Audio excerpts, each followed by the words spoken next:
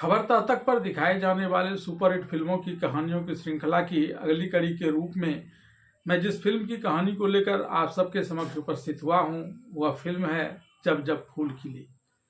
यह फिल्म वर्ष 1965 में रूपहले पर्दे पर आई थी और उस वर्ष की सर्वाधिक कमाई करने वाले फिल्मों में दूसरे नंबर पर थी।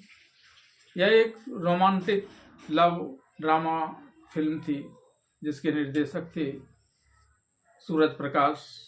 इस फिल्म के मुख्य कलाकार थे शशि कपूर और नंदा, जबकि टुनटुन और आगा ने इस फिल्म में सहायक कलाकार की भूमिका निभाई थी। इस फिल्म में बेहतरीन नृत्य और कई मधुर संगीत का समावेशन किया गया था। इस फिल्म के संगीत निर्देशक थे कल्याण जी आनंद जी और फिल्म में गानों को स्वरबद्ध किया था मोहम्मद रफ़ी, लता मंगेशकर, सुमन कल्याणपुर और नंदा ने। इस फिल्म के प्रमुख गानों की प्रथम कुछ पंक्तियों को मैं आपके आनंद के लिए गुनगुनाता हूँ। ये समा समा है ये प्यार का, किसी के इंतजार का, दिल ना चुरा ले मेरा मौसम बहार का।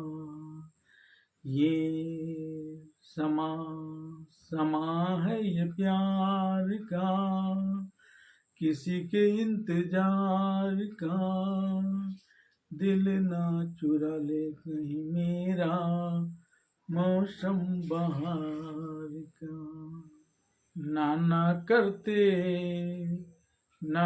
करते प्यार तुम्ही से कर बैठे, नाना करते प्यार तुम्ही से कर बैठे, करना था इनकार मगर इकरार तुम्ही से कर बैठे, नाना करते प्यार तुम्ही से कर बैठे। एक था गुल और एक थी बुलबुल, एक था गुल और एक थी बुलबुल, दोनों चमन में रहते थे। है ये कहानी सच्ची बिल्कुल, मेरे नाना कहते थे। एक था गुल और एक थी बुलबुल, परदेसियों से ना किया मिलाना, परदेसियों से ना किया मिलाना, परदेसियों को है एक दिन जाना, परदेसियों से ना अखियाँ मिलाना, परदेसियों से ना अखियाँ मिलाना। यहाँ मैं अजनबी हूँ, यहाँ मैं अजनबी हूँ, मैं जो हूँ बस वही हूँ, मैं जो हूँ बस वही हूँ, यहाँ मैं अजनबी हूँ, यहाँ मैं अजनबी हूँ। आइए जानते हैं क्या है फिल्म जब जब फूल खिले की पूरी कहानी। फिल्म जब जब फूल खिले की कहानी की शुरुआत अमेरिका से एक हवाई जहाज के आकर हिंदुस्तान की धरती पर लैंड करने के दृश्य से होती है। इस हवाई जहाज से रीता खन्ना, जिसकी भूमिका नंदा ने निभाई है, अमेरिका से वापस हिंदुस्तान के बम्बई स्थित अपना घर आती है। यहाँ रीता खन्ना की मां मिसेज खन्ना, जिसकी भूमिका मृदुला ने निभाई है, चाय के दौरान अपनी बेटी रीता से किशोर उसे कैसा लगता है यह प्रश्न करती है। इस पर वह अपनी मां से किस किशोर के बारे में बात कर रही है यह जानना चाहती है। तभी उसके पिता राजा बहादुर चुन्नीलाल खन्ना, जिसकी भूमिका कमल कपूर ने निभाई है, वहां आ जाते हैं और अपनी बेटी को किशोर का परिचय बताते हुए कहती है कि वही किशोर जो इसके मरहूम दोस्त और बिजनेस पार्टनर का बेटा है, जो इस समय दार्जिलिंग में अपने पिता का कारोबार संभालता है। इस पर रीता कहती है कि अगर आप मुझे उसके स्वभाव को लेकर सवाल कर रहे हैं तो वह अच्छा है, लेकिन अगर शादी के दृष्टिकोण से बात कर रहे हैं तो फिर नहीं। वो अपनी माँ से यह भी कहती है कि उसने तो अभी तक यह सोचा भी नहीं कि वह शादी करेगी भी या नहीं करेगी। एक दिन रीता अपने पिता राज बहादुर चुन्नीलाल खन्ना से कहीं घूमने जाने की बात करती है। उसके माता और पिता उसे घूमने जाने की अनुमति तो देते हैं, लेकिन अपनी कार्य व्यस्तता को लेकर उसके साथ चलने के लिए तैयार नहीं है। तब रीता अपने साथ आया स्टेला, जिसकी भूमिका सैमी ने निभाई है, उसे संग लेकर जाने की बात बताती है। रीता के पिता राज बहादुर चुन्नीलाल खन्ना उसे किशोर के पास दार्जिलिंग भेजना चाहते हैं ताकि रीता और किशोर के बीच प्यार पनप सके, लेकिन तब तक रीता का छोटा भाई आकर कश्मीर जाने की बात करता है। इस पर रीता के पिता जल्दी उसके और आया की कश्मीर घूमने जाने की सारी व्यवस्था कर देने की बात करते हैं। अपनी आया के साथ कश्मीर आने पर रीता का गाइड जो हाउस बोट दिखाता है वह इसे पसंद नहीं आता है। इसके बाद रीता अपने गाइड को बगल का हाउस बोट, जिसका मालिक राजा है और जिसकी भूमिका शशि कपूर ने निभाई है, वह हाउस बोट को लेने के लिए कहता है। तब गाइड रीता को कहता है कि राजा मनमौजी किस्म का व्यक्ति है, इसलिए पहले उससे यह पूछ कर आना होगा कि यह हाउस बोट अभी खाली है और वह लगाएगा या नहीं। राजा से पूछकर गाइड रीता को बताता है कि राजा अपने हाउस बोट को किराए पर लगाना नहीं चाहता है। इस पर रीता अपने गाइड को यह कहते हुए दोबारा राजा के पास भेजती है कि जितने किराए पर उसने अपना वह हाउस बोट लगाया है या उससे ज़्यादा किराया देगी, लेकिन राजा इस पर भी इनकार कर देता है। अधिक भाड़ा मिलने की बात सुनकर राजा की बहन मुन्नी उससे पूछती है कि वह क्यों इस हाउस बोट को भाड़े पर नहीं लगा देता है। इस पर राजा उसे बताता है कि यह हाउस बोट एक विदेशी मेहमान ने बुक कराया है। तब मुन्नी कहती है कि लेकिन उस विदेशी मेहमान के यहाँ आने का निर्धारित समय तो पहले ही समाप्त हो गया है। तब तक रीता भी वहां आ जाती है और राजा को उसका हाउस बोट किराया बढ़ा कर देने का प्रलोभन देने लगती है। रीता की सुंदरता को देखकर राजा उस पर कुछ कुछ मोहित होने लगता है और उसे अपना हाउस बोट किराया पर देने के लिए तैयार हो जाता है। रीता जब उससे इस हाउस बोट को भाड़े को लेकर सवाल करती है तो वह सिर्फ 500 रुपया बताता है। तब रीता उससे कहती है कि जब तुम्हें 500 रुपया ही किराया लेना था तो पहले ही यह इस हाउस बोट को इसे किराए पर क्यों नहीं दे दिया। इस पर राजा कहता है कि पहले इसने उसे देखा नहीं था और यहाँ एक विदेशी मेहमान के आने का इंतजार कर रहा था, जिसके आने की अवधि 2 दिन पहले समाप्त हो गई थी। राजा द्वारा अपने हाउस बोट को रीता को किराया पर देने के अगले ही दिन वह विदेशी मेहमान कश्मीर घूमने के लिए आ जाता है और राजा से अपने लिए किराए पर हाउस बोट देने की बात करता है। तब राजा अपने हाउस बोट को यह कहकर भाड़े पर लगा देने की बात करता है कि आपके आने की निर्धारित अवधि समाप्त हो चुकी थी। इस पर जब वह विदेशी मेहमान राजा पर रीता की सुंदरता से मोहित होकर उसे इसके जगह अपना हाउस बोट भाड़ा पर देने की बात करता है तो इसे सुनकर राजा गुस्सा कर उससे कहता है कि उसके हाउस बोट में रहने वाला कोई भी व्यक्ति उसके लिए भगवान है। ऐसे में वह इसके हाउस बोट में रहने वाले को लेकर कोई भद्दी बात न करे, नहीं तो उसका अंजाम बुरा होगा। तब वह विदेशी मेहमान बगल के हाउस बोट को भाड़े पर लेकर वहां रहने चला जाता है। एक दिन रीता का आया उसे किशोर को पत्र लिखने के लिए कहती है, क्योंकि उसके पिता ने उसे ऐसा करने का आग्रह किया था और इसने भी उसे वचन दिया था। तब रीता किशोर को पत्र लिखने के लिए बैठ जाती है, लेकिन वह पत्र की शुरुआत के संबोधन में किशोर के लिए क्या लिखे यह नहीं समझ पाती है। रीता इस बात पर जब चिंतन कर रही होती है तभी मनमौजी स्वभाव वाला राजा बगल में आकर घड़ा बजाने लगता है। राजा द्वारा घड़ा के बजाए जाने से रीता को किशोर के लिए उचित संबोधन ढूंढने में परेशानी होने लगती है। तब वह झल्लाकर राजा से यहाँ पर बाजा नहीं बजाने की बात करती है। तब राजा शर्मा कर उसकी बातें मानकर वहाँ से चलकर अपनी नाव पर आ जाता है और सोचने लगता है कि यहाँ आए परदेशियों से तो वह नाहक ही दिल लगा रहा है, क्योंकि परदेशी तो एक दिन यहाँ से चले जाएंगे। फिर एक दिन राजा जब रीता अपने कमरे में सोई हुई है तभी वहाँ गुलदस्ते का फूल बदलने आता है और इस क्रम में रीता को निहारने लगता है। इसे देखकर रीता उस पर गुस्सा जाती है और उसे तमीज सीखने की बात करती है और जब भी उसके पास आए तब दरवाज़ा खटखटा कर आने के लिए कहती है। राजा के इस निश्चल व्यवहार और हाव भाव को देखकर रीता के मन में भी राजा के प्रति प्यार का अंकुर फूटने लगता है और वह राजा की निकटता चाहने लगती है। वहीं रीता के द्वारा फटकार लगाए जाने पर राजा चाहकर भी इसके निकट आने का हिम्मत नहीं जुटा पाता है और दूर ही से रीता को आकर्षित करने के लिए कभी गाना गाता है तो कभी मटका बजाता है। अगले दिन राजा की जगह मुन्नी रीता के कमरे में गुलदस्ते बदल का फूल बदलने आती है। तब रीता राजा की जगह उसके गुलदस्ता के फूल बदलने के लिए आने को लेकर सवाल करती है। इस पर मुन्नी कहती है कि राजा को आपने डांटा था इसलिए वह डरकर यहाँ नहीं आ रहा है। तब रीता मुन्नी से राजा के पास जाकर उसे यहाँ भेज देने की बात करती है। मुन्नी के कहने पर राजा रीता के पास आकर उसे खुद को बुलाए जाने को लेकर सवाल करता है। तब रीता उसे एक पत्र डाक खाने तक पहुंचा देने के लिए कहती है। इस तरह चिट्ठी भेजने के बहाने रीता और राजा अक्सर मिलने लगते हैं। एक दिन राजा रीता से इतनी चिट्ठियां कहाँ लिखने को लेकर सवाल करता है। तब वह इन चिट्ठियों को अपने घर भेजने की बात करती है। बातों ही बातों में ये दोनों एक दूसरे के कुंवारे होने की बात जान जाते हैं और बातों के इस क्रम में राजा रीता को यह भी बताता है कि वह एक अच्छे खानदान का बेटा है। उसके पिता जो एक बड़े हाकिम हुआ करते थे, कश्मीर घूमने के लिए आए थे और यहाँ उसकी माँ से प्यार कर बैठे थे। उसके माता पिता आपस में काफी प्यार करते थे, लेकिन एक दिन जब वे दूर वादियों में यहाँ की प्राकृतिक सुषमा का लुत्फ उठा रहे थे तभी कुछ ऐसी घटना घटी जिससे इन दोनों का देहांत हो गया।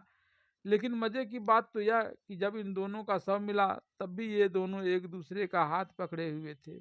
मैं भी अपनी पत्नी के साथ उतना ही प्यार करना चाहता हूँ। इस पर जब रीता उससे कहती है कि जब तुम्हें पढ़ना लिखना नहीं आता है तो जब तुम्हारी पत्नी तुम्हारे निकट नहीं होगी तब तुम चिट्ठी कैसे लिखोगे। इस पर राजा कहता है कि वो अपनी पत्नी को अपने से दूर ही नहीं जाने देगा।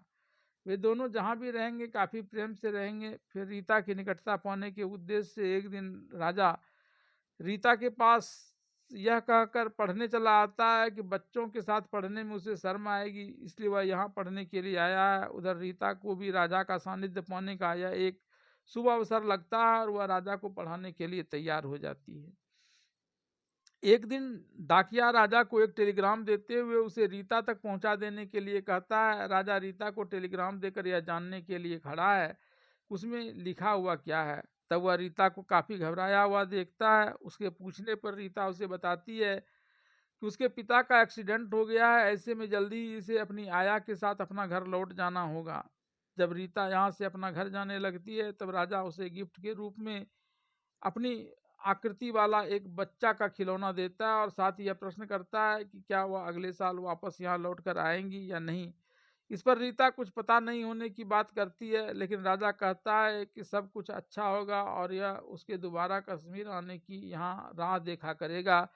और कश्मीर से जब रीता मुंबई अपने घर लौटती है तो इसके पिता उससे पूछते हैं कि जानती हो मैं इस दुर्घटना में क्यों बच गया। फिर वह बताते हैं कि वे और उसकी माँ किशोर के संग इसकी शादी कर देना चाहते हैं, इसलिए मैं बच गया। लेकिन वे अपने इस विचार को इस पर थोपेंगे नहीं। इस बीच राजा की चिट्ठी रीता को मिलती है। इस चिट्ठी को लेकर वह अपने पिता को बताती है। हड़बड़ी में आने के समय उसने हाउस बोट का किराया नहीं दिया था। वह अपने पिता से राजा को 500 रुपया भेज देने के लिए कहती है। फिर वह राजा की चिट्ठी को पढ़कर उसके साथ बिताए क्षण को याद करने लगती है और प्रत्युत्तर में राजा को एक चिट्ठी लिख भेजती है। चिट्ठी में पैसे भेजने की बात पढ़कर राजा को बहुत तकलीफ होती है, लेकिन जब वह अगले सीजन में रीता के वहां आने की बात पढ़ता है तो काफी खुश हो जाता है और रीता के वहां आने को लेकर अपने हाउस बोट को खाली रखता है। जब रीता वहां बहुत दिनों तक नहीं आती है तब मुन्नी अपने भाई राजा को हाउस बोट भाड़ा पर लगाने के लिए कहती है ताकि घर का खर्चा चल सके। इस पर राजा कहता है कि वह मेम साहब की याद में इस हाउस बोट को खाली ही रखेगा और दूसरी कमाई कर अपना घर चलाएगा। रीता जब कश्मीर जाने की बात बताती है तो उसके पिता उसे शहर वहां जाने की अनुमति देते हैं, लेकिन यह शर्त लगा देते हैं कि इस बार किशोर उसके साथ जाएगा। तय योजना के अनुसार किशोर एक दिन पहले ही राजा के हाउस बोट में रहने चला जाता है। यहाँ जब राजा को इस बात की जानकारी मिलती है कि रीता यहाँ कल आएगी, फिर राजा के पूछने पर वह यह बताता है कि वह राजा का मंगेतर है। किशोर के रीता के मंगेतर होने की बात जानकारी प्राप्त कर राजा काफी दुखी हो जाता है और एक पहाड़ी पर रहने चला जाता है। रीता जब यहाँ आती है तब हाउस बोट में राजा को नहीं पाकर काफी चिंतित हो जाती है और उसके बाद वह मुन्नी के पास जाकर राजू का पता पूछती है। फिर वह उस पहाड़ी को दिखा देती है जहाँ राजा रहता है। पहाड़ी पर राजा किशोर को रीता का मंगेतर जानकर पछताते हुए रीता के साथ बिताए पलों को याद करते हुए सोचता है कि परदेशियों के साथ ज़्यादा मेल जोल बढ़ाना अच्छा नहीं। किशोर से मिलने के बाद राजा पहाड़ी पर आकर रीता की यादों में खोया रहता है, बीते दिनों को याद कर पछताते रहता है। तभी रीता वहां आ जाती है और राजा से शिकायत भरे लहजों में कहती है कि अपने वायदे के अनुसार जब मैं कश्मीर आई तब तुम ना तो मुझे रिसीव करने एयरपोर्ट आए और न ही इसकी गुलदस्ते के फूल बदलने के लिए या सलाम करने के लिए आ रहे हो। इस पर राजा रीता को बताता है कि इस बार उसका मंगेतर उसके साथ है, इसलिए उसके पास नहीं जाता है, यहाँ आकर उसकी याद में खोया रहता है।